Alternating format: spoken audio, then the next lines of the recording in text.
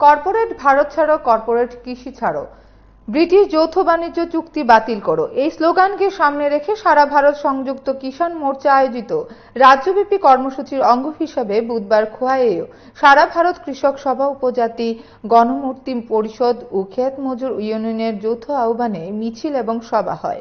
এদিন কবিগুরু পার্কের রবীন্দ্র মূর্তির সামনে থেকে বের হয় স্লোগান সোচ্চার গর্জমান মিছিল।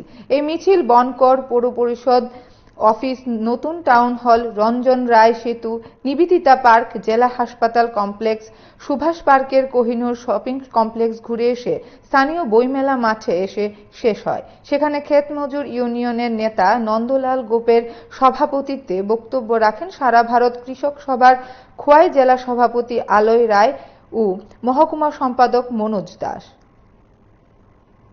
আপনারা ইতিমধ্যেই বিভিন্ন ইলেকট্রনিক মিডিয়া এবং পত্রপত্রিকায় দেখেছেন যে গত 2 মাস আগে আমাদের দেশের প্রধানমন্ত্রী নরেন্দ্র মোদীজি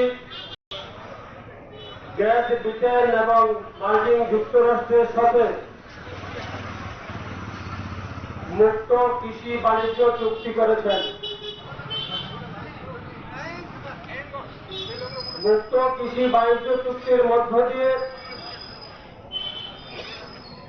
আমরা দেখেছি যে আমাদের দেশের